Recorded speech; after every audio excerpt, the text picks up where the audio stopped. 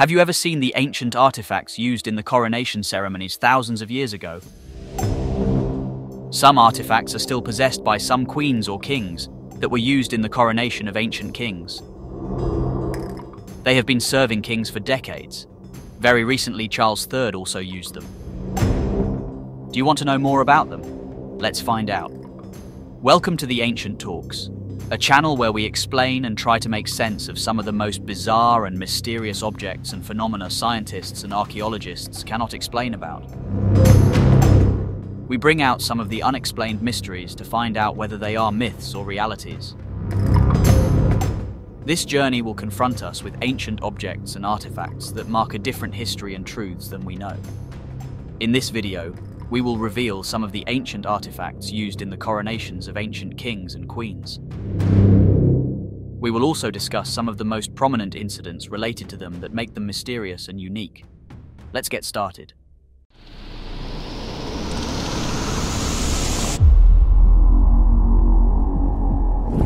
Number 1. The Stones of Destiny. The Stone of Destiny has played a vital role in the crowning of British majesties for many centuries.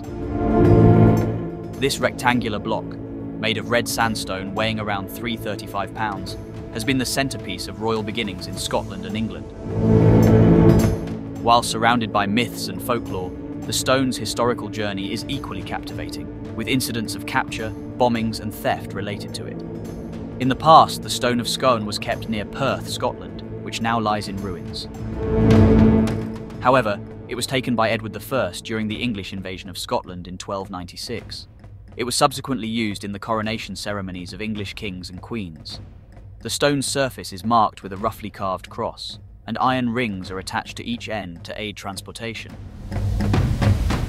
Various tales exist regarding the stone's origins. One story connects it to Fergus, the first king of Scots, who purportedly brought the stone from Ireland to Argyll, where he was crowned upon it. Other stories associate the stone with biblical times, suggesting that Jacob's stone pillow was taken from Bethel during his journey. Nevertheless, geologists have confirmed that the stone Edward I took to Westminster Abbey was made of lower Old Red Sandstone. Despite this, doubts regarding the authenticity of the stone persist.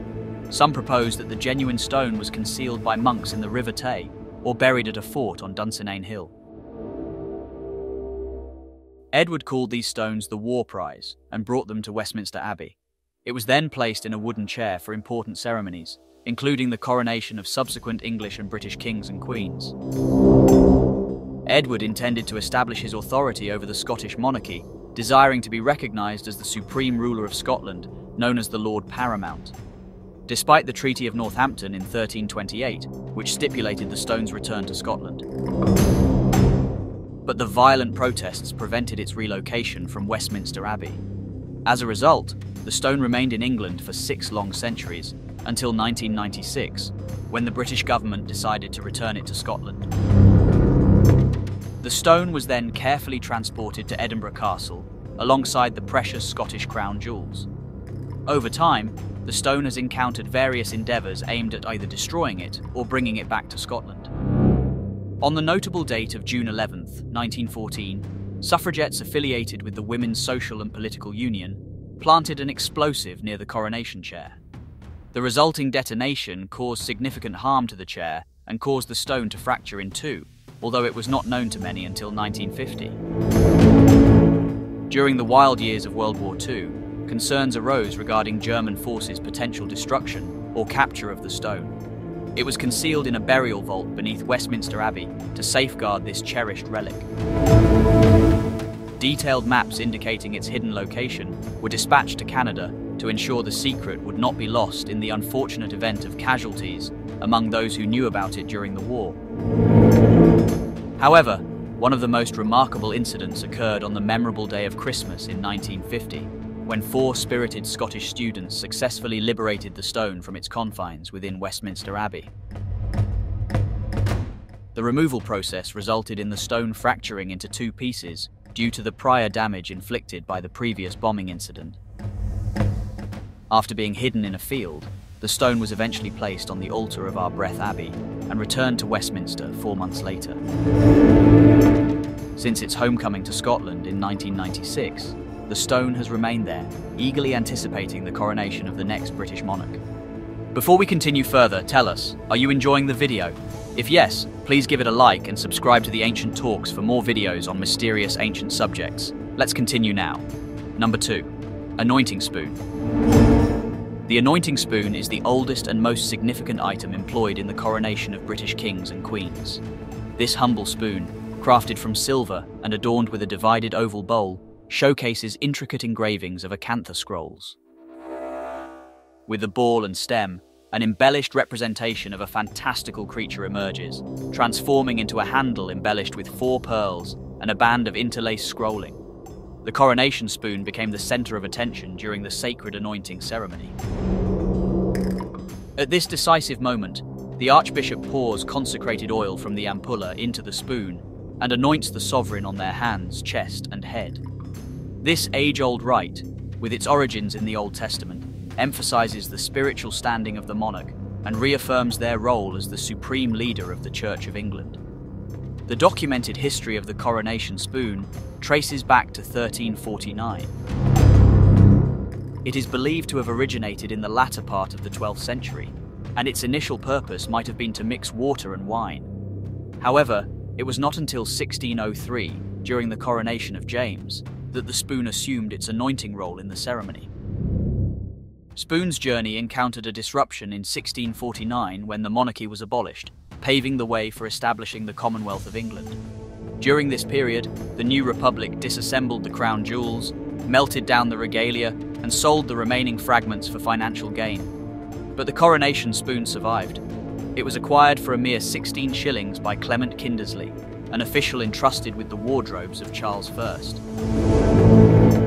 With the restoration of the British monarchy in 1661, Kindersley returned the coronation spoon to the newly crowned Charles II. Since then, the spoon has played an integral part in the coronation ceremonies of English monarchs. Although its divinity is no longer emphasized, it bears significant religious importance as the head of the Church of England. Number 3. The Sword of Mercy. Cortana, recognized as the Sword of Mercy, has long played a crucial role in the coronation of British monarchs as one of the precious crown jewels of the United Kingdom. Its squared and blunt end is a powerful reminder of the monarch's commitment to displaying mercy. The sword's blade showcases a detailed running wolf mark and measures 38 inches long. The sword's hilt, crafted from gilt iron, is wrapped with wire and boasts a wooden grip. It is accompanied by a leather sheath adorned with gold embroidery. The history of Cortana carries an air of mystery, with theories tracing its origins to the possibly fictional sword of Tristan, or the real-life figure Edward the Confessor. It first appeared in records of Queen Eleanor Provence's coronation in 1236. There is speculation that this medieval sword might have been part of the regalia belonging to the earlier Angevin dynasty. The sword, later named Cortana, could be the same weapon employed by Tristan in his legendary encounter with the colossal Moorholt. The actual age of the sword remains a debate among historians, with some attributing it to Edward the Confessor and others suggesting it was crafted by Henry II for his son in 1177. Regardless of its origin, Cortana has occupied a prominent position in the British coronation ceremony for centuries. Number 4. The Coronation Chair. The coronation chair has witnessed the anointing of countless monarchs for over 7 centuries. The tale commences in 1296, when King Edward I seized the Stone of Destiny from Scone Abbey. To protect this cherished relic, he commissioned the renowned carpenter Walter of Durham to create the now famed coronation chair between 1297 and 1300. Originally adorned with gilding and coloured glass, the chair evolved into a symbol of authority, making its initial confirmed appearance during the coronation of Henry IV in 1399. In 1689, a second chair was crafted specifically for the joint coronation of William III and Mary II, and it remains within Abbey's premises. Over time, the chair has endured diverse instances of mistreatment. During the 18th century, tourists and choir boys etched their names into the wood, while souvenir seekers inflicted considerable damage upon the corner posts. Furthermore, the chair suffered severe harm during a bomb attack in 1914, resulting in the fracture of the Stone of Destiny. Number 5. Sovereign scepters. The crown jewels encompass a splendid collection of over 100 artifacts of historical and symbolic significance. Within this treasure, two magnificent golden scepters, crafted in 1661, hold a prominent role in the coronation of British monarchs. The sovereign scepter, which originated from King Charles's second coronation. Notwithstanding its historical import, the wand has undergone several alterations. The present-day scepter dazzles with 333 diamonds, 31 rubies, 15 emeralds, 7 sapphires, 6 spinels, and a composite amethyst. The second scepter, known as the sovereign scepter with dove, symbolizes the monarch's spiritual role as the leader of the Church of England. It is 3.6 feet long and has 285 gemstones, including 94 diamonds, 53 rubies, 10 emeralds, 4 sapphires, and 3 spinels. Why do you think these artifacts had seen tough journeys like the king's? Why did Charles III still use them? What do these precious artifacts tell you about our ancient kings and their traditions? Let us know in the comments section.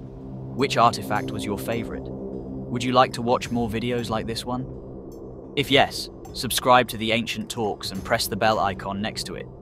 We bring videos that educate you on some of the enigmatic and unbelievable ancient objects and phenomenons. Thanks for watching, and until the next video, stay tuned.